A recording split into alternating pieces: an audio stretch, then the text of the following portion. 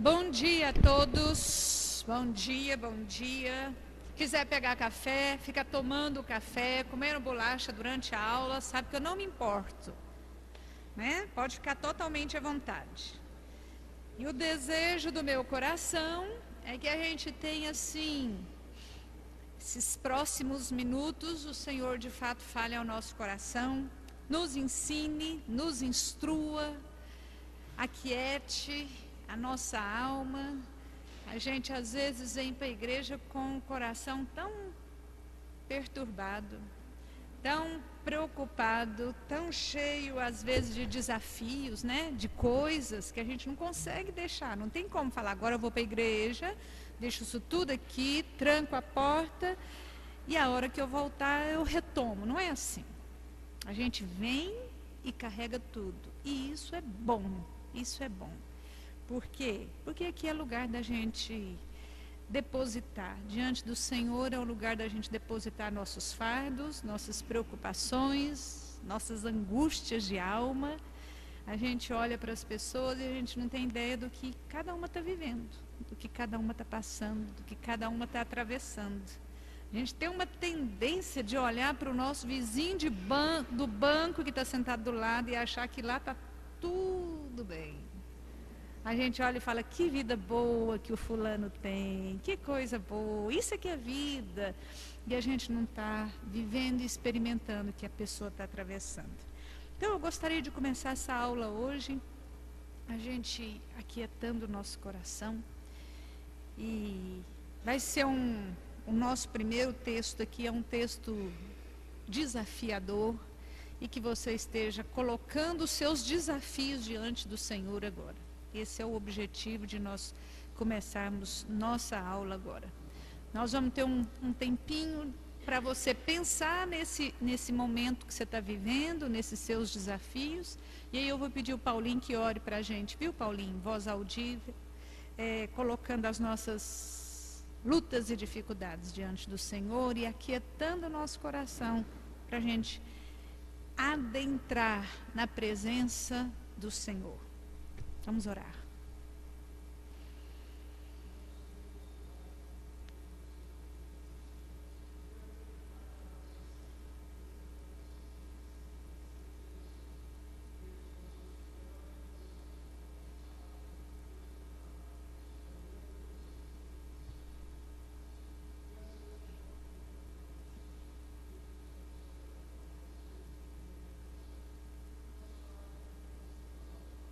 Amém, Jesus.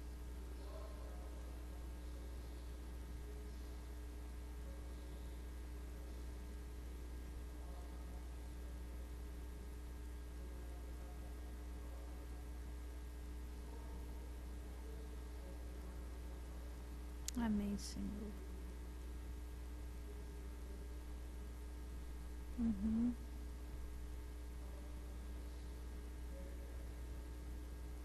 Em nome de Jesus.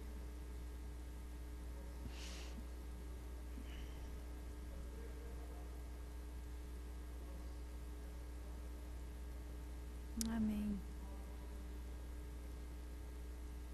Amém, Senhor. Amém. Bom, semana passada estamos lá em Juízes, né? Semana passada nós paramos num ponto estratégico da história em que Gideão tinha destruído o altar de Baal e aquilo estava dando a maior história, maior confusão, saiu em todos os jornais, todas as redes sociais, CNN, Globo News, tudo, Google, Yahoo, tudo falando da confusão que ele tinha aprontado naquele lugar.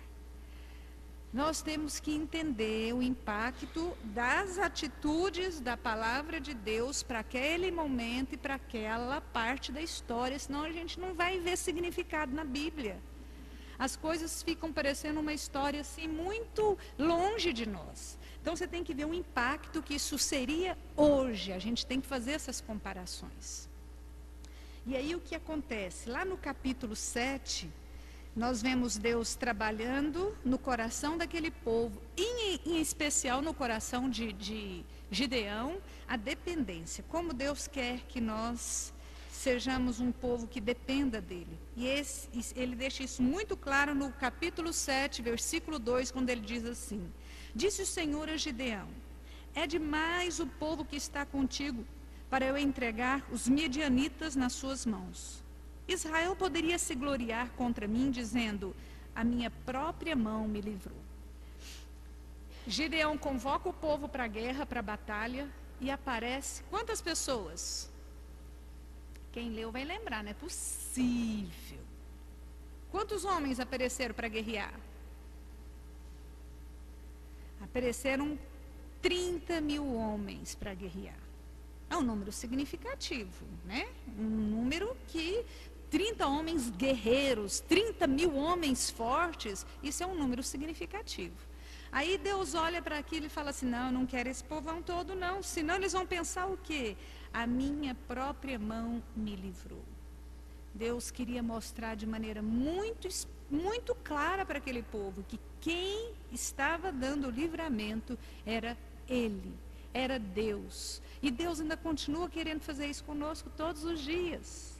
Quem nos livra, quem nos cuida, quem nos sustenta, quem nos coloca de pé, não são os meus títulos, os meus 1000 cursos que eu fiz, não é a minha universidade espetacular, foi tão difícil entrar, conseguir fazer, não são essas coisas. Não é a minha competência pessoal, não é a minha habilidade, é Deus, é Deus. Feliz do homem que reconhece isso. Senhor, é o Senhor que tem feito, é o Senhor que tem agido. Eu vou cruzar os braços e ficar então tranquilão esperando Deus fazer? Não, nós temos que trabalhar juntos, usar aquilo que Deus me deu, fazer a minha parte, mas reconhecendo sempre, é o Senhor, é o Senhor. E aí o que acontece? De um total de, eu errei, são 32 mil homens. Num total de 32 mil homens, ele começa a fazer uma seleção. O Senhor começa a fazer uma seleção. E na primeira prova dessa seleção, o que acontece?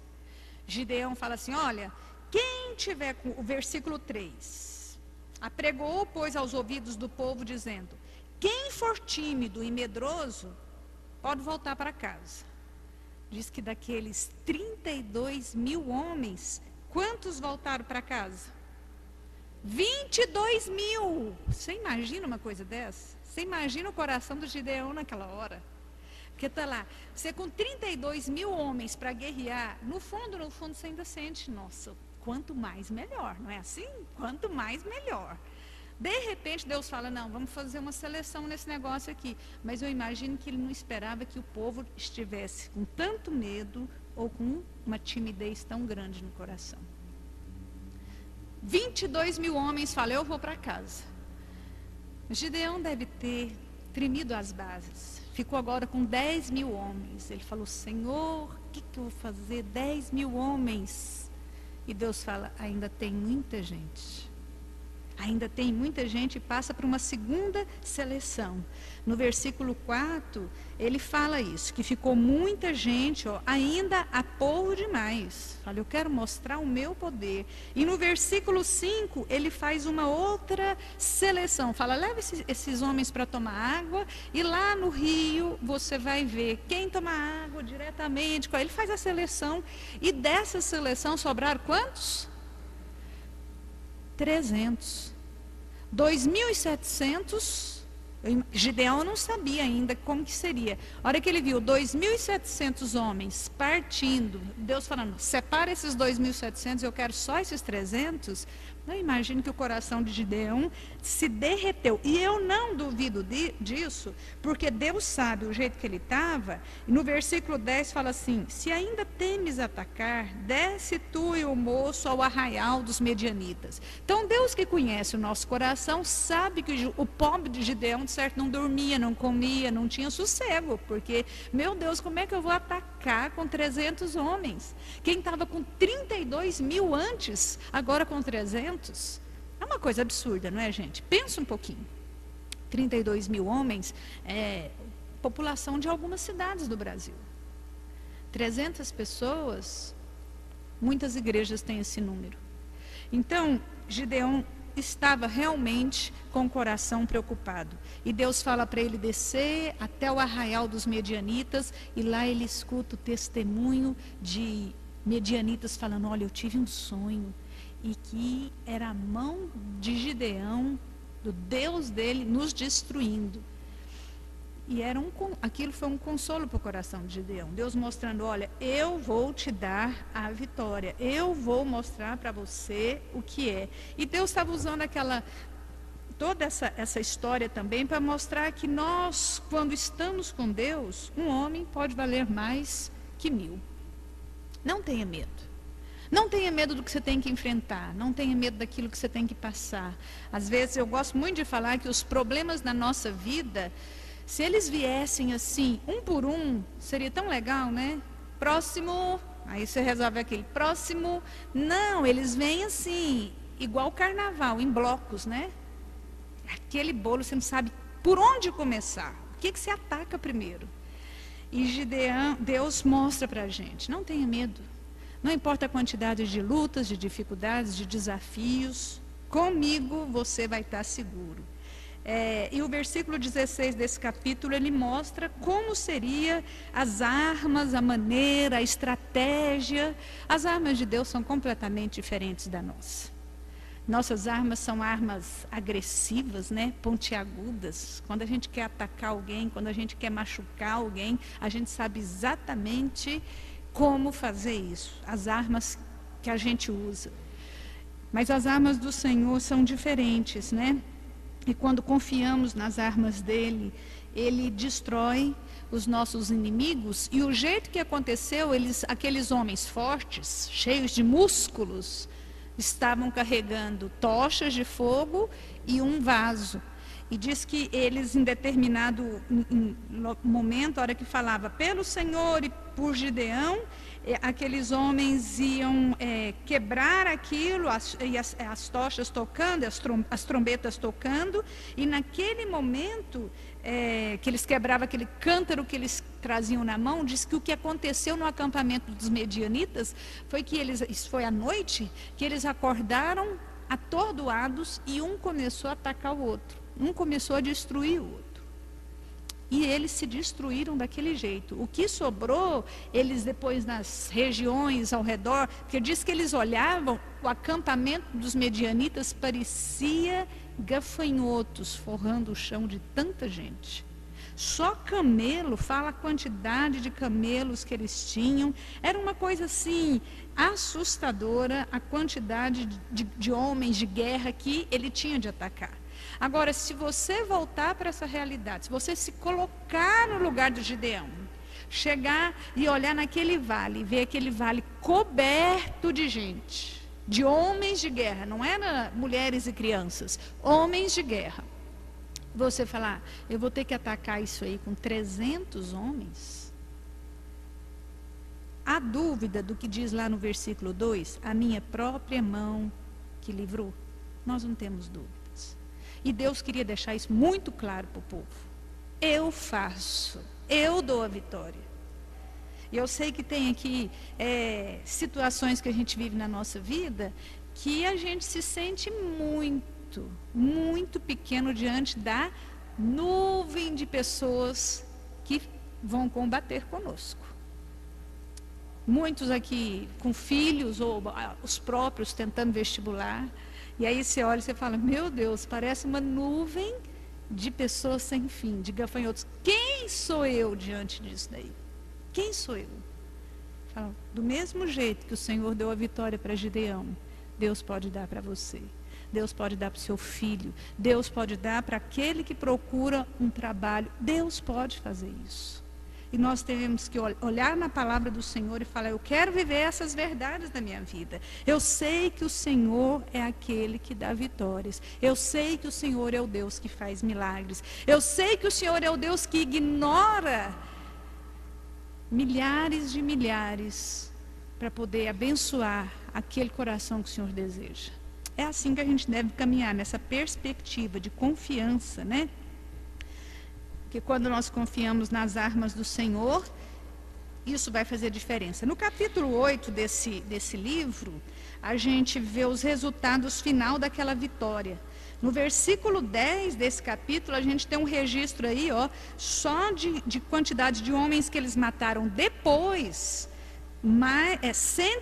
Foram 120 mil homens que puxavam da espada. Então era uma quantidade enorme de pessoas que eles tinham de atacar e de vencer. E Gideão teve essa vitória porque confiou no Senhor. Não era uma luta pequena que Gideão tinha de enfrentar. Era uma luta enorme. Com 300 homens, ele teve de enfrentar isso tudo aí. E o Senhor deu a vitória para ele.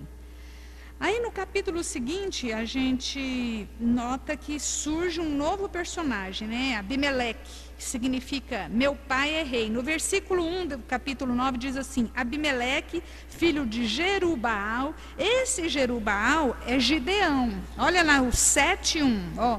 Então Jerubaal, que é Gideão, então é o mesmo nome, mesmo personagem, mesma pessoa, tá? Jerubaal e Gideão. E no capítulo 9 desse livro, começa a história de Abimeleque. Abimeleque era filho de Gideão, né? Um filho bastardo. Se você olhar no 8:31, fala: a sua concubina que estava em Siquém lhe deu também à luz um filho, e ele pôs o nome de Abimeleque. Esse era mais um dos 70 filhos que Gideão tinha. O cara era fera. Olha lá, 70. Olha lá, 8:31, o que diz? 8:30. Teve Gideão 70 filhos, todos providos dele, porque tinha muitas mulheres. 70 filhos, e entre esses 70 filhos, é de 71, que era Abimeleque, que não era filho de uma das esposas, de uma das mulheres, mas era de uma concubina. E o que acontece?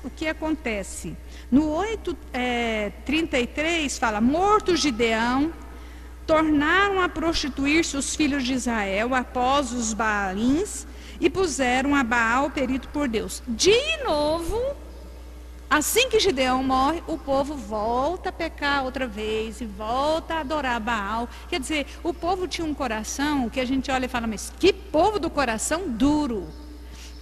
E como eles se parecem, nós nos parecemos com esse povo. Quando tudo está bem, a gente está firme perto de Deus, a gente quer caminhar. Se a coisa começa a melhorar, aí a gente vai se esquecendo. Quando a coisa complica, aí a gente volta para Deus. Aí está tudo bem, falando: agora eu vou ficar firme. Aí vai ficando aquele tempo de estabilidade, a gente vai se esquecendo dos compromissos feitos, de tudo aquilo que a gente assumiu diante de Deus, e o tempo vai passando. E Abimeleque pega esse povo que já está de novo longe de Deus e começa uma revolução, né? Uma revolta, uma rebelião. No versículo 2 do capítulo 9, ele fala assim: falai, peço-vos aos ouvidos de todos os cidadãos de Siquém, que vos parece melhor? Que 70 homens, todos os filhos de Jerubaal, domine sobre vós, ou apenas um domine sobre vós? Ele começa a fazer uma rebelião através da palavra. Geralmente é assim que a gente começa, com as fofoquinhas, com as reclamações. Geralmente é assim que começam as rebeliões, né? E ele fala: gente, presta atenção. O que é melhor? 70 reinar sobre vocês, que eram os 70 filhos de Gideão, ou apenas um, só eu? Muito melhor, vai ser muito mais organizado, tal. Aqui não fala o discurso dele, mas eu imagino os argumentos que ele foi usando. E o povo falou: não sabe que faz sentido? É verdade, vai ser muito melhor e tal. E aí ele foi se fortalecendo. Nós não podemos deixar de olhar para esse texto aqui sem sondar o nosso coração e analisar como que a gente tem usado a nossa língua nos ambientes em que a gente convive. Vamos começar aqui dentro da nossa casa, em primeiro lugar. A gente tem que ter muito cuidado, porque às vezes, principalmente mulheres, olhem, eu falando mal de mulher, principalmente nós mulheres, nós temos uma tendência de ficar falando mais, né? E aí a gente começa a buzinar na cabeça dos nossos filhos. Ah, você viu seu pai? Olha o que seu pai fez. Mas seu pai? Ah, seu pai. Gerando uma rebelião no coração dos filhos dentro da nossa própria casa. Cuidado, mulheres. Cuidado com aquilo que a gente fala. Nós temos que ter cuidado. Segunda coisa, dentro da igreja, como que a gente tem usado a nossa língua? Será que a gente tem feito como Abimeleque? Na cabeça de um, de outro. Você viu o que fulano fez? Você viu o que o pastor fez? Você viu o que o diácono fez? Você viu o que o coral fez? Você viu? E a gente começa a ficar nesse fala-fala. Cuidado com a nossa língua. Cuidado, isso é um espaço enorme que a gente está dando. Cuidado com aquilo que a gente fala do nosso governo, da nossa cidade, do nosso país. Eu reconheço que o nosso país, no meu entender, está passando por uma fase tão complicada, tão difícil. E aí para a gente é muito mais fácil a gente falar, e a gente não gasta um tempo orando pela liderança. Se nós gastássemos mais tempo orando pela liderança da nossa casa, se nós gastássemos mais tempo orando pela liderança da nossa igreja, se nós gastássemos mais tempo orando pela liderança do nosso país, mas o que vai valer a minha oração para esse país desse tamanho? Deus ouve a oração de um.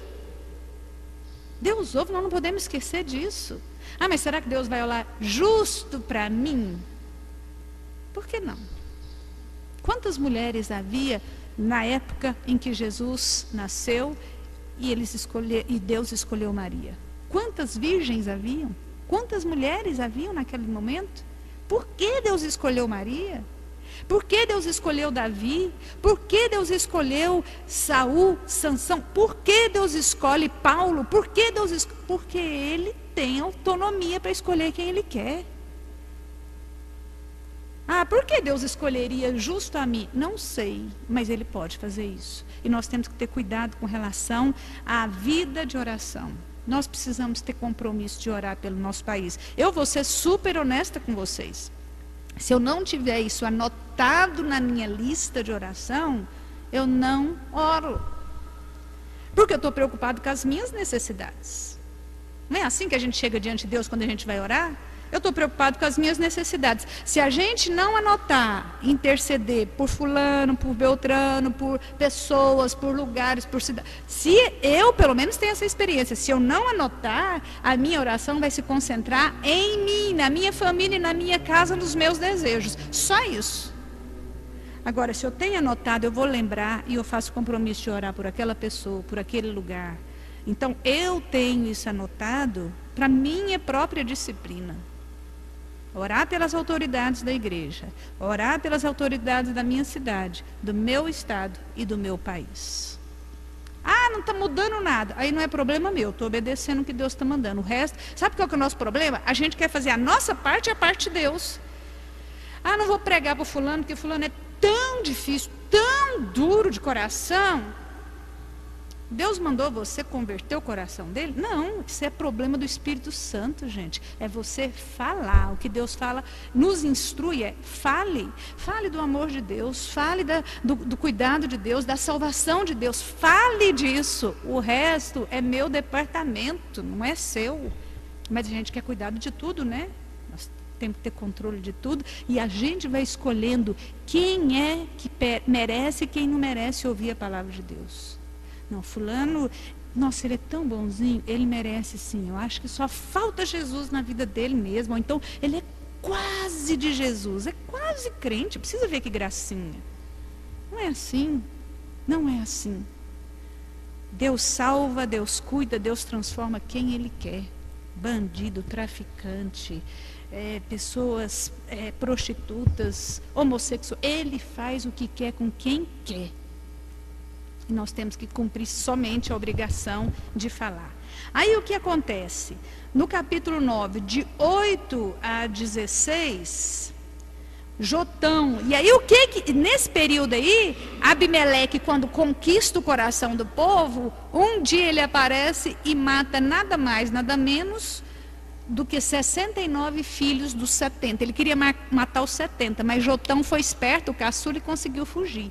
Então, uma chacina, de novo nas redes sociais e no noticiário do mundo inteiro. Imagina, 69 possíveis líderes morreram naquele dia. E Jotão fugiu. Quando Jotão, filho caçula, fugiu, ele lamenta o reino do irmão e faz do meio-irmão, né? E faz um apólogo, que é uma historieta que ilustra uma lição de sabedoria e moralidade. E explica ao povo por que estas coisas muitas vezes acontecem. Porque daí o povo começa a sofrer a hora que Abimeleque começa a reinar. Fala, nossa, mas está complicado, está pesado. Sabe aquelas coisas que a gente fala no Brasil, eu era feliz e não sabia, quando muda de governo? Foi mais ou menos isso aqui que o povo começa a sentir. Nossa, a gente era feliz e não sabia. E aí Jotão então aparece e ele faz dos versículos 8 a 16, é muito legal esse daqui, muito real, muito atual e tem a ver com os nossos políticos, com a nossa realidade política ainda hoje. E ele fala assim para o povo, olha, chegou num bosque e falou, Oliveira, reine sobre nós. E Oliveira, não, eu vou desperdiçar o meu óleo, Vem figueira, reine sobre nós. Não, minha doçura, tal, uma desculpa. Vem videira reinar sobre nós. Não posso. Ninguém podia. Aí quem foi reinar? O espinheiro. O espinho foi reinar sobre o povo. E aí é lógico que eles sofreram. E é muito fácil a gente olhar nesse sentido. O que Jotão está falando é o seguinte: vocês escolheram o espinho. Por dois motivos. Primeiro, porque a oliveira não quis, porque a videira não quis, porque a figueira não quis.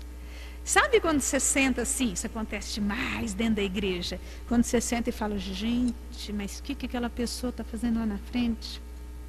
Muito incompetente. Como que dá aula daquele jeito? Como que dirige louvor daquele jeito? Como que não sei o quê? Como é que é diácono daquele jeito? Como que é presbítero daquele jeito? Cadê você? Com a sua competência? Cadê a oliveira? Cadê a figueira? Cadê a videira? Eu não quero, não posso, não tenho tempo. Não. Mas daí na hora de criticar, então você vai sofrer com os espinhos. Nós temos que ter muita consciência dessa realidade. Às vezes, é muito fácil criticar um líder, mas nem sempre os que estão criticando se dispõem a ajudar no trabalho. Nós precisamos ter responsabilidade e assumir certas coisas, certos convites, para a gente não ver espinheiro reinando no lugar que deveria estar reinando oliveira, figueira, videira. Alguém vai ter que fazer. No 9:45, quando Abimeleque vence Gaal, que daí ele passa a lutar, conquistar, e aí ele joga sal na cidade. 9:45 fala lá no finalzinho, matou o povo que nela havia, assolou-a e a semeou de sal. Esse comportamento dele aqui, a intenção dele era somente de prejudicar a agricultura do lugar, viu? Não tem nada a ver com o sal grosso que a gente vê o povo jogando aí, é preciso passar no corredor de sal grosso, tal, né? E uma coisa você pode ter certeza: se o sangue de Jesus não resolver, não tem sal grosso nessa terra que resolva qualquer coisa. O que a gente precisa é falar, Senhor, que o teu sangue, que tem poder para tudo e para purificar e para lavar e para transformar, que passe sobre a minha vida. Mas esqueça essa história aí de sal grosso. Então aqui eu fiz questão de deixar claro para vocês, porque de repente alguém fala, colocou sal lá na terra, tá? Isso aqui era só para prejudicar a agricultura do lugar. Ele destruiu a cidade e falou, eu não quero que nasça, quero que eles tenham muita dificuldade com relação à agricultura. No versículo 54, ele é atacado por a hora que ele chega numa cidade, uma mulher o ataca lá, e a hora que ele joga uma pedra na cabeça dele, né, uma pedra de moinho, e aí ele, quando está mais para lá do que para cá, ele pede para um homem matá-lo, porque ele não queria ser morto pelas mãos de uma mulher. Pouco orgulhoso, né? No capítulo 9 ainda, 56 e 57, a gente vê que aquele povo sentiu na pele as inconsequências de seus atos. As inconsequências no sentido de colocar Abimeleque para reinar sobre eles, para liderar sobre eles, e de não ouvir, não prestar atenção na palavra de Deus. Olha o que diz os versículos. Assim, Deus fez tornar sobre Abimeleque o mal que fizera a seu pai, ou seja, matou os 69 irmãos, filhos de Gideão, por ter aquele matado os seus 70 irmãos. De igual modo, todo o mal dos homens de Siquém, Deus fez cair sobre a cabeça deles. Assim veio sobre eles a maldição de Jotão, filho de Jerubaal. O que nós estamos lendo aqui? Que a maldição de Jotão, que é aquele filho que sobrou, lá no 9:20, ele fala assim, mas se não saia fogo de Abimeleque, consuma os cidadãos de Siquém, saia fogo dos cidadãos de Siquém. Ele está jogando uma maldição sobre o povo. Falou que se vocês fizeram foi tão ruim que vocês vão pagar pelo comportamento de vocês. Vocês vão viver na pele, vão sentir na pele ter colocado essa pessoa, depois de fazer tanto mal para tanta gente, como líder. E aí fala que acontece exatamente como Jotão falou nesse momento aqui, certo? Quando termina essa fase, o povo volta de novo, para variar, a pecar. Olha o versículo 6 do capítulo 10. Tornaram os filhos de Israel a fazer o que era o quê? Mal perante ao Senhor, servindo a Balaíns. De novo a idolatria. E o povo, quando começa a sofrer, o que a gente faz quando a gente começa a sofrer? Ah, Deus, Senhor, não, agora eu vou ficar firme na igreja, agora eu vou estar lá toda semana. Aí a gente começa, né, ficar assim, aquelas pessoas super santas. Até reunião de oração a gente começa a participar. No capítulo 10, versículos 13 até o 16, o povo pede misericórdia, como a gente faz todas as vezes que a coisa complica para o nosso lado. E Deus vira para eles, no versículo 14, fala: "Ide clamai aos deuses que escolhestes, eles que vos livrem no tempo do vosso aperto." Engraçado Deus falar assim, né? Vira para eles e fala: "Vocês não escolheram os outros deuses? Vai lá e clama para eles. Clama para Baal."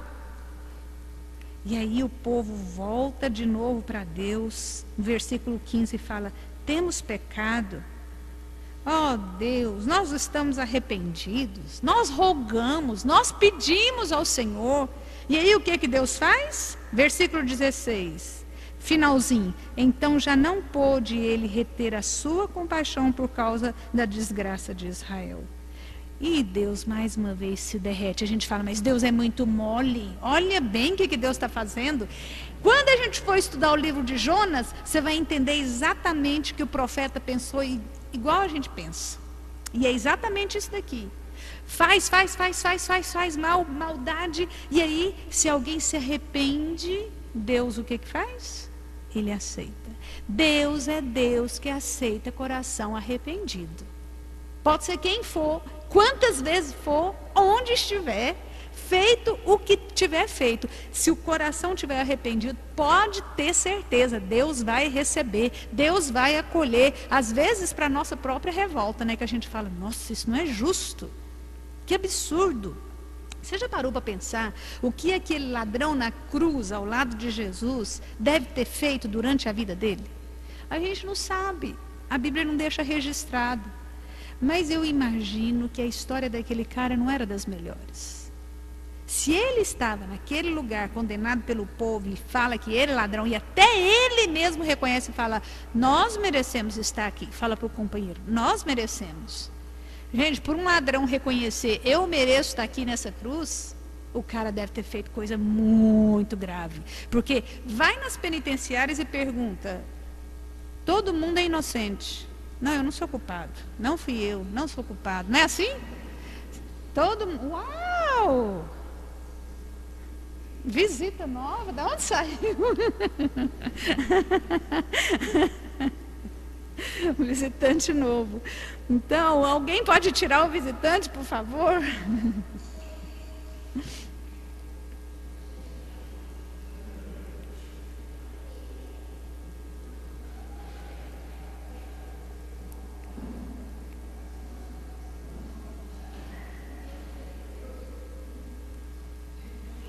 Ele quer. Eu não vou competir com o visitante, eu não sou boba, viu? O visitante aí tá chamando mais atenção.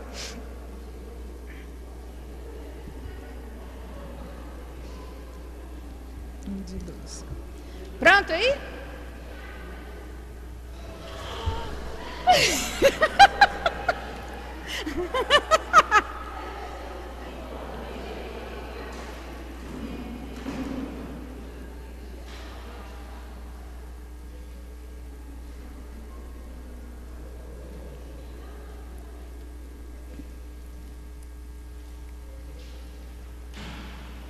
Ah!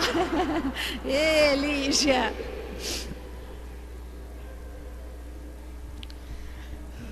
Muito bem, voltando aos Juízes, capítulo 11, versículo 2, surge um outro personagem, mais um juiz daquela época, cujo nome era Jefté. O que acontece com Jefté? Jefté foi rejeitado porque ele era filho do seu pai com uma prostituta. E ele foi rejeitado pelos irmãos. Olha o que diz do versículo 2 desse capítulo. Também a mulher de Gileade lhe deu filhos, aos quais quando era grande... Seguida. Não herdarás em casa de nosso pai, porque és filho de outra mulher. Os irmãos, ele tinha outros irmãos, quando chega e fala, você não vai herdar conosco, porque você é filho de outra mulher, você é filho bastardo, você não vai fazer parte da nossa herança.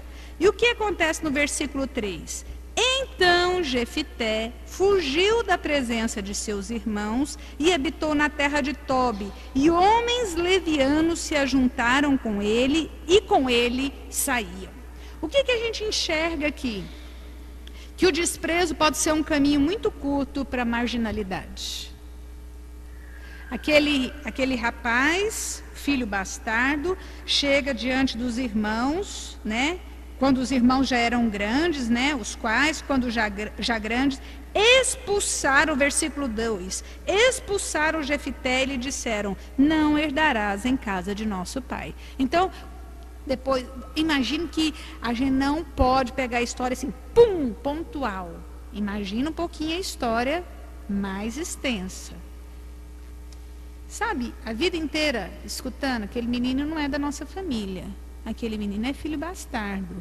As mulheres, não sei se ele tinha mais de uma mulher, mas as mulheres falando, aquele lá é filho de prostituta, não tem nada a ver com a gente, não pode herdar a herança do seu pai. E a vida inteira aquele menino ouvindo isso, cresceu ouvindo. Você sabe o que é? Você crescer num ambiente em que você se sente rejeitado, desprezado, diminuído. Jefté cresceu assim. Quando adulto, ele chega, num determinado momento, eu imagino que o pai deve ter morrido, né? Porque chegou uma hora aqui que era para dividir a herança. Os irmãos falam assim, olha, você não vai herdar com a gente, porque você não é filho, você não faz parte da família. E aí ele foge, se junta a marginais, a homens que não prestavam, né, para aquele momento, para aquela época, como companhia. E ele vive ali, na marginalidade, mas se torna uma pessoa forte, um líder forte, apesar de tudo. Quando a coisa aperta para o povo, eles lembram de quem? Sabe que tem alguém forte e poderoso e fala, vamos atrás de Jefté, vamos pedi-lo para nos liderar. E eles vão. Quando eles chegam lá, pedindo no versículo 6, olha, torne nosso chefe, que a gente está aí com a batalha para ser travada e a gente não sabe se a gente vai conseguir. Nós precisamos de alguém assim, forte mesmo. Vou fazer uma comparação. É como se hoje as pessoas... Eu fico impressionada com o poder de força, de comando que esses traficantes têm de dentro da prisão. Os caras estão de dentro da prisão, manda, comanda, sabe tudo o que está acontecendo. Isso é liderança. Isso é ser líder forte. Significa que eles estão certos? Não, mas a gente vai cortar o mérito deles? Não, eles, no questão de liderança, fortíssimo. Então é como se fosse mais ou menos, hoje, a gente trazendo para a nossa realidade, abandonou. Aí o cara vai e se junta e vira chefe de facção, super forte. E aí todo mundo fala, nossa, quando o Jonas era criança, gente, mas vocês não imaginam o medo que o Jonas tinha do Fernandinho Beiramar. Ele morria de medo. Que ele começou a ver na TV, Fernandinho Beiramar, nossa, muito medo. Eu lembro direitinho, uma vez a gente foi num consultório médico e nós estávamos sentados lá e ele foi chegando perto de mim, e foi. O que foi, Jonas? E sabe quando vai assim, o que foi? Aí ele falou bem baixinho, mãe, aquele homem lá, não é o Fernandinho Beiramar? Um coitado que estava sentado do outro lado, na sala de espera. Junto com a gente. Eu falei, não, meu bem, não é. Ele falou, tá muito parecido, eu acho que é ele.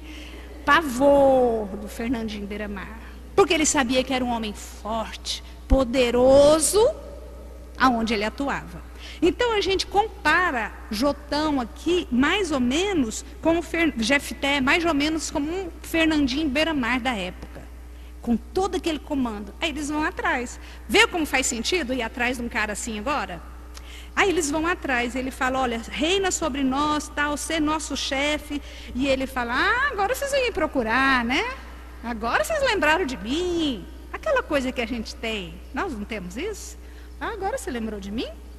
Agora que você precisa, você lembra de mim? Não é assim? Ele não perde a oportunidade e faz isso. Mas ele vira chefe e eles falam, a gente vai fazer tudo que você mandar. Então ele tinha todo mundo aqui na mão, ó. Todos os irmãos que antes tinham mandado ele embora, tinha na mão. E ele começa a uma luta. O que eu acho interessante, dos versículos 14 até o 28, ele primeiro tenta argumentar com o rei de Amon,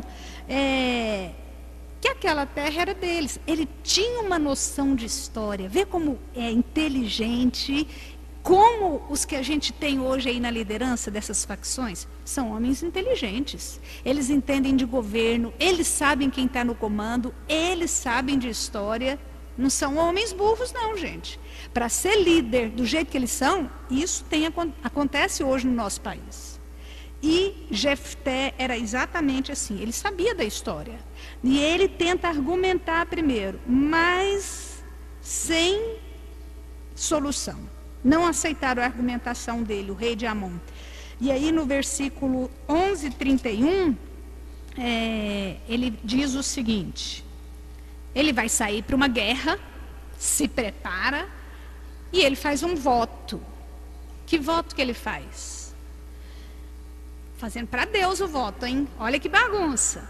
Oh, Deus, eu vou para a guerra, e se eu vencer, se eu e meu exército vencermos essa guerra, quando eu voltar, a primeira pessoa que eu ver, eu vou oferecer ao Senhor como sacrifício.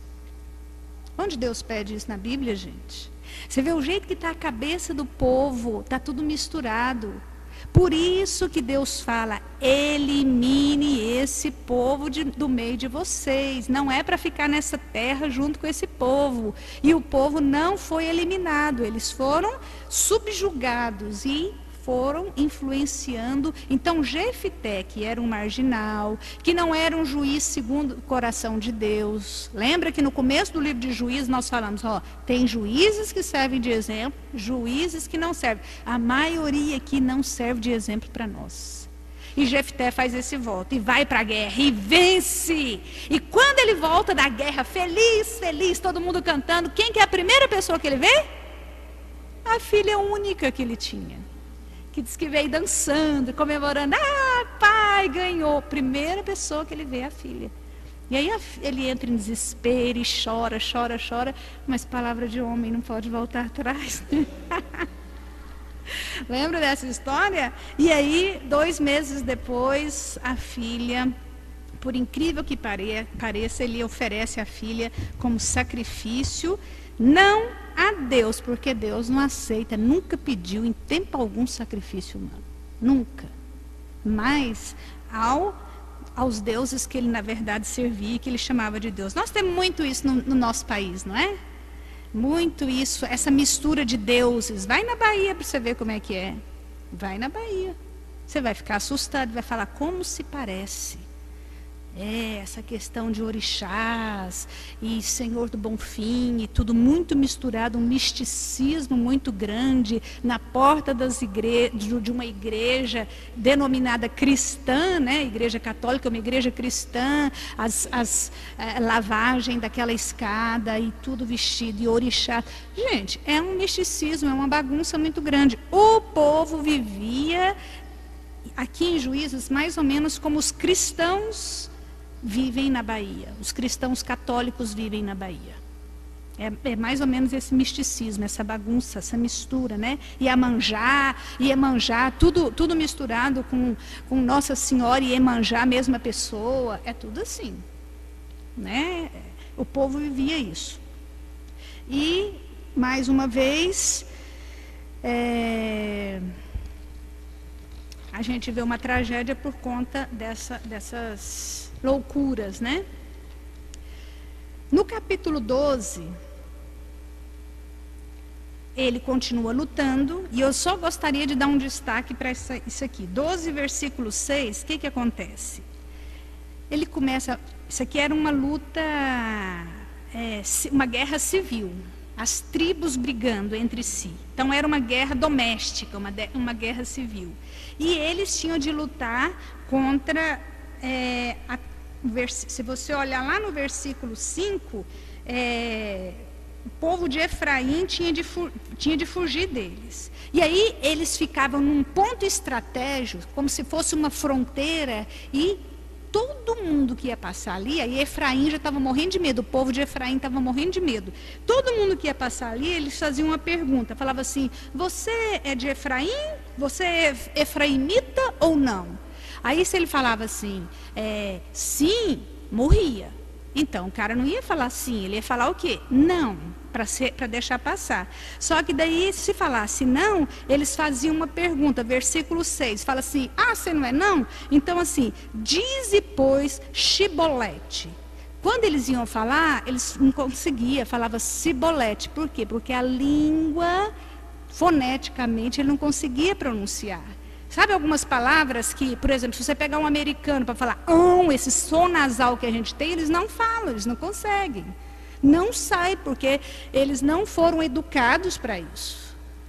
Como tem algumas palavras que, por mais que a gente tente, sempre fica um sotaque, a gente não consegue falar, porque a gente não tem aqueles sons, por exemplo, no meio da língua, sabe? Esse som que você pronuncia com a língua no meio dos dentes. A gente não consegue falar isso com facilidade. E aí, a hora que eles iam falar, não conseguia. Tem uma história engraçada história, né? Piada. Da Hortência aqui de Piracicaba. O sotaque de Piracicaba. Vocês sabem como é que é? Tem algum piracicabano aqui ou não? Vocês não precisam nem comentar o sotaque de Piracicaba, né? A Hortência de Piracicaba, jogadora de basquete, disse que quando casou com aquele poderoso lá do Rio de Janeiro, né? E disse que ele falou assim: olha, querida, a gente vai sair, mas cuidado com esse sotaque carregado seu, pega leve, né, para não ficar parecendo uma caipira, tal. Aí diz que foram, né, aí diz que estão lá num barzinho, tal, aí vem o garçom e ela fala assim: garçom, por favor, 2 pastéis. Aí ele virou e falou assim: que beleza, olha aí, sotaque carioca, que legal, parabéns. Aí disse que o garçom virou e falou assim: senhora, o sabor dos pastéis? Ela falou assim: um de carne e outro de palmito. Não dá para esconder. Nosso sotaque está impregnado na gente. E nós temos que ter muito cuidado. Esse texto para mim me chama a atenção, porque o nosso sotaque vai entregar quem a gente de fato é. Aquilo que a gente fala, aquilo que a gente expressa. E o cristão deve ser reconhecido por um modo de falar diferente. Um modo de falar puro, verdadeiro, benigno, abençoado, cheio de graça, de esperança. Nós precisamos falar de uma forma diferente. Eu estou com um grupo de mulheres que eu tenho trabalhado lá no prédio onde eu moro, e eu ouvi uma coisa muito interessante essa semana. Uma mulher dando testemunho, ela perdeu uma criança e contando a história de como ela reagiu na época que ela perdeu esse filho, era filha, quando ela perdeu essa criança. E assim, falando que Deus deu uma força tão grande para ela, ela reagiu tão bem naquele momento de tanta dificuldade, tanta luta, que ela virou e falou assim: olha, todo mundo começou a perguntar para mim: você é crente? Você é crente? Você é crente? Ela falou: eu não sou crente, né? Mas todo mundo perguntava. Ela, no fundo, nem entendeu o que ela estava falando e a grandeza do significado daquilo para nós. Ou seja, nós temos aí de fora, no mundo, um papel diferenciado, que as pessoas olham e falam: esse povo age de forma diferente. E nós temos que cuidar disso, preservar isso. Preservar esse comportamento, essa fala diferente, esse comportamento que deve ser diferente, certo? Sotaque diferente. Dos capítulos 13 a 16, a gente vai ver os juízes contra os filisteus. E agora entra um cara famosíssimo, né? Todo mundo sabe a história de Sansão. Todo mundo conhece o Sansão como um homem forte e tal. Talvez você não soubesse que ele era que ele fosse um juiz. Ele foi um dos juízes. E os versículos 3 e 4 fala que o anjo aparece para a mãe de Sansão e fala: você vai ter um filho. Você vai ter um filho. Olha o versículo 3. Eis que... E ela é estéril, hein? És estéril e nunca tiveste filho, porém conceberás e darás à luz a um filho. Então Deus já chega de uma vez fazendo milagre. Ele não escolhe qualquer uma, ele escolhe logo uma estéril. Onde não havia probabilidade, ele fala: é essa que eu quero. Escolhe e fala para ela que ela vai ter que cuidar daquele menino de uma forma muito especial. Versículo 4 fala que é para guardar de não beber vinho, nem bebida forte, nem comer coisa imunda, porque o filho que ela vai conceber também não é para passar navalha na cabeça do menino, porque o menino será nazireu. Nazireu era alguém consagrado desde o ventre ao Senhor. E ele avisa isso para ela. Quando ela chega e fala para o marido dela, Manoá, fala: Manoá, você não sabe o que aconteceu. Conta a história. Ele fala: não, então eu quero que esse anjo apareça de novo. É para esse anjo aparecer, vamos pedir para esse anjo aparecer de novo e nos instruir como é que a gente vai cuidar desse menino. Ele tinha uma preocupação muito grande de buscar a orientação de Deus para cuidar do filho.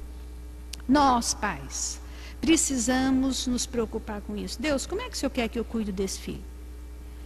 O que o Senhor quer que eu faça? Nós não damos conta. Você acha que a gente consegue? Nós não conseguimos. Às vezes a gente quer dar o melhor e a gente não consegue. Às vezes ele está precisando de disciplina e a gente fica aí naquela frouxidão.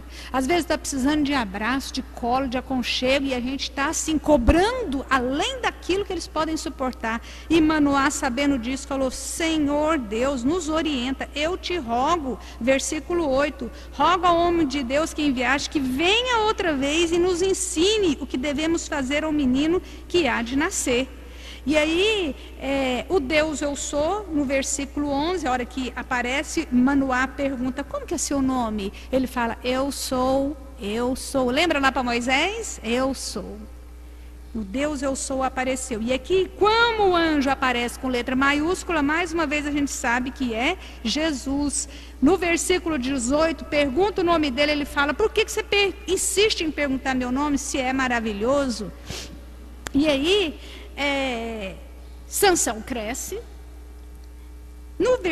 No capítulo 14, versículo 1, mostra, e Sansão, sabe o que eu acho graça? Por mais que Manoá e a esposa se esforçaram, dedicaram, buscaram a orientação de Deus, o danado do Sansão era complicado. Isso serve de consolo para muitos pais que falam, puxa vida, eu tenho me esforçado tanto, Senhor. Eu tenho me dedicado tanto e eu olho, eu não estou vendo progresso na vida do meu filho. Sansão era um rapaz forte, mas que não tinha muito juízo. Ele era um servo de Deus que foi para o lugar errado e acabou fazendo escolhas erradas. Geralmente é isso que acontece com a gente, né? Diz que ele foi lá no acampamento dos filisteus. E quando ele está lá no acampamento dos filisteus, o que acontece? Ele vê uma jovem, no versículo 3, né? Antes fala que ele viu uma jovem e queria se casar com ele. Versículo 3. Porém, seu pai e sua mãe lhe disseram, não há, porventura, mulher entre as filhas de teus irmãos, ou entre todo o meu povo, para que vá tomar esposa dos filisteus, daqueles incircuncisos? Disse Sansão a seu pai, toma-me esta, porque só desta me agrada. Só serve esta. Não é assim? Na hora que eles estão apaixonados? Só serve esta. Minha filha, mas esse homem não é bom, esse rapaz é isso. Mãe, só serve ele. Aí você vira para o rapaz e fala, filho, presta atenção, olha aí. Só ela. Ela é maravilhosa, ela é espetacular, ela é isso. Isso antes de casar, né? Depois que casa, você viu o que virou aqui para o Sansão. E realmente virou uma confusão a vida de Sansão depois desse casamento, né? Versículo 4... Uma coisa muito interessante, não sei se vocês prestaram atenção nesse versículo. Quando ele fala que só serve essa, os pais devem ter ficado muito chateados, mas seu pai e sua mãe não sabiam que isto vinha de quem? Do Senhor, pois este procurava ocasião contra os filisteus, porquanto naquele tempo os filisteus dominavam sobre Israel. Sabe o que eu entendo nisso daqui? Deus mandou Sansão para o ventre daquela mulher com um propósito de aproximar os filisteus do povo de Deus. Só que depois, no final, ele sacrifica, porque Sansão, quem viu a história inteira, sabe que Sansão, para salvar o povo de Deus e destruir os filisteus, ele se sacrificou, ele ofereceu a vida dele. Num momento de arrependimento e consagração a Deus. Ele pecou, teve uma vida muito complicada, mas no final ele se arrependeu. Então, Deus tem propósitos maiores do que aquilo que a gente pode entender. Por mais que aquele pai e aquela mãe olharam e falaram assim, puxa vida, oramos tanto, desejamos tanto criar nosso filho tão bem, no final, os propósitos de Deus aconteceram. Mas um preço altíssimo que aqueles pais tiveram de pagar por conta da vida de Sansão, né? E Sansão, naquele momento, que só queria e só aceitava aquela moça, né? Aquela mulher, no versículo 9... ele já começa a quebrar os votos, quando ele se afasta da vontade de Deus. Tomou o favo nas mãos e se foi andando e comendo dele. Quando ele estava indo para a festa de casamento, porque dias antes, no versículo 6, você vê que ele encontra um leão no meio do caminho, diz que pega aquele leão e rasga como se fosse um cabrito. Se pensar num homem forte, ele era forte mesmo. Se a gente vai ler as histórias aqui, a gente fica impressionado. Aí o que acontece? Ele pega esse leão, dias depois, quando ele está indo para o casório, para a festa de casamento, ele vai lá olhar como é que estava a carcaça do leão. E encontra lá um favo de mel no meio daquela carcaça. E ele pega daquele mel e sai comendo. Sansão era nazireu, não podia encostar em nada que tivesse morto. Nada. Não podia beber vinho, nem uva ele podia chupar, sabia? O nazireu não podia, ele era um homem consagrado e não podia nada dessas coisas. Pois ele já começa quebrando as regras. E aí ele chega lá e lança um enigma, né, para o povo e fala assim, tirou doçura da... Como é que ele fala? Ajudem-me. Qual versículo? Oi? No 14, ele faz um enigma para eles. Fala, então ele disse, do comedor saiu comida e do forte saiu doçura. E fala, quem descobrir esse enigma, ele era cheio de gracinha, né? Para que isso? Quem descobrir esse enigma, eu vou dar um presente para cada um e tal. E o povo ficou louco querendo, né? Sabe aquela competição? Nós somos filisteus, nós somos melhores do que vocês. Existia isso aqui, o tempo inteiro, um querendo provar que era melhor do que o outro. Sabe aquela, a nossa igreja é melhor que a sua. Nossa, nem se compara. E a nossa turma é melhor que a sua. Meu departamento é melhor que o seu. E fica aquela comparação. Então era assim, meu filho é melhor que o seu. Nossa, muito melhor que o seu. Aquelas comparações bobas. E aí é isso que está acontecendo aqui. E aí ele faz esse enigma, só que a mulher, né? A mulher que ele arranjou, cedeu às ameaças que os companheiros fizeram, né? Falaram, olha, você vai descobrir o que é isso aí. E ela ficava insistindo. Ele tinha um coração mole para a mulher.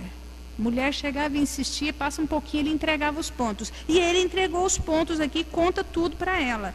Quando chega a hora de desvendar o enigma, os homens sabiam e falam o enigma direitinho. Ele fala, vocês descobriram, vocês ficaram sabendo. Ele desconfiou que foi a mulher que contou. Aí o que ele faz? Ao invés dele ir lá pegar o presente que ele tinha prometido para eles, né? 30 vestes festivas. Ao invés dele pegar essas vestes festivas, comprar e entregar, não. O que ele faz? Vai em outra cidade, acaba com aquela tribo lá, mata 30 homens, acaba com a tribo, não, mata 30 homens para pegar as vestes deles e vem pagar a dívida dele daqui. Ou seja, um homem que vivia um rolo atrás do outro. Depois que ele faz isso, devolve a mulher para o sogro e fala, vou dar um tempo. E vai para a casa da mamãe, não é assim? Estou muito chateado com meu marido, vou para a casa da mamãe. Estou muito chateado com a minha esposa, vou para a casa da mamãe. Sansão faz exatamente isso. Olha o versículo 20 do 14. Ao companheiro de honra de Sansão foi dado por mulher a esposa deste. Enquanto ele foi dar um tempo, o sogrão, sogrão bom, pegou a esposa e falou, então já que ele está te devolvendo, minha filha, agora você é esposa desse aqui. E deu essa mulher como esposa. Um bolo, uma bagunça que virou. Passou um tempo, bateu a saudade no coração de Sansão, depois que ele refrescou a cabeça, foi pescar, e falou, você quer saber? Ela é legal, vou voltar. Quando ele volta, o que aconteceu? Falou, ela não é sua mais não, eu já entreguei essa mulher para outro. E aí ele vira uma onça, ele pega raposas, 300 raposas, não sei para que essa fartura de raposa, amarra essas raposas, toca fogo e solta na lavoura dos filisteus e queima tudo, diz que acabou com tudo. Aí o povo, quem fez isso, quem fez isso, quem fez isso? Investigadores, tudo, detetives, descobriram que era Sansão e falou, foi o sogro, o genro desse cara aqui, ex-marido dessa mulher. O povo vai lá e se vinga contra quem? Porque Sansão era forte. Vai lá e se vinga contra o ex-sogro e contra a ex-esposa. Então era um bolo, um erro atrás do outro, uma confusão. E Sansão ficou mais irado ainda. E aí ele vem e luta contra os filisteus e destrói. E aí faz uma matança sem fim, se vinga de todo mundo. Mais uma vez ele matando no versículo 8 do capítulo 15, e feriu-os com grande carnificina. E desceu e habitou na fenda da rocha de Etã. Então ele fez tanta matança, matou tanta gente por conta desse casamento, por conta dessa relação. Você já viu uma relação que começa e você fala, ai, não sei se isso vai dar certo, e o negócio vai virando um bolo, uma complicação, e não tem jeito de você complicar só a vida dos dois. de todo mundo que está ao redor vai se complicando. Se tem filho, então, aí que a coisa fica feia. Isso é o retrato da vida e do casamento que Sansão experimentou. E aí, nesse período aqui, a gente vai parar, né? Vai parar. Semana que vem a gente termina a história de Sansão, que daí vai entrar Dalila, né? Outra mulher que faz dele gato e sapato. Entra Dalila na história dele. E semana que vem a gente vê a história de Ruth. O livro de Ruth. São só 4 capítulos. Mamata essa semana, hein? Vai começando a ler Samuel. Que lindo que vai ser. Começar a ver Samuel surgindo na história, esse profeta de Deus, esse homem de Deus, certo? Vamos orar? Vamos nos colocar de pé? De repente você olha para a sua vida, para a sua realidade, para a sua casa, para a sua família e você fala, nossa, está parecendo um livro de Juízes. Uma confusão, um bolo, um erro que a gente tenta consertar e faz piorar. Vamos orar e colocar tudo isso diante de Deus agora, para Deus ajeitar a nossa vida e o nosso caminho. Senhor amado, nós pecamos, nós erramos, nós olhamos para a Tua palavra e nós nos identificamos muitas vezes com ela. Quantas vezes nós olhamos para a nossa própria casa, para a nossa família, para os nossos relacionamentos e encontramos tanta confusão, tanta injustiça, tanta coisa que a gente vê que o Senhor não gostaria que existisse. E nós pedimos em nome de Jesus, que o Senhor faça a mesma coisa na nossa vida que o Senhor fez na vida desse povo, quando eles se arrependiam e se voltavam para o Senhor e clamavam, venha nos socorrer. Eu quero apresentar as famílias que estão aqui hoje. Os lares, as casas, os relacionamentos entre marido e mulher, homens, mulheres que precisam do socorro do Senhor, filhos que talvez se sintam desprezados dentro da própria casa. Tenha misericórdia de nós. Venha fazer milagres na nossa vida, venha fazer milagres na nossa casa, venha fazer milagres no nosso relacionamento. Venha encher o nosso coração com esperança, com misericórdia e com a Tua paz. O Senhor é o Deus que pode nos dar vitórias. Ainda que nós nos sintamos em minoria, como era Gideão, o Senhor pode nos dar a vitória. Que nós saiamos daqui nessa convicção de que vale a pena nos apegarmos ao Senhor. Vale a pena andarmos perto da Tua presença. Perto do Senhor, estamos seguros. Oramos no nome de Jesus. Amém. Que Deus nos abençoe. Semana que vem a gente termina isso daqui. Me enrolei, hein? Mas falta pouco. Falta pouco.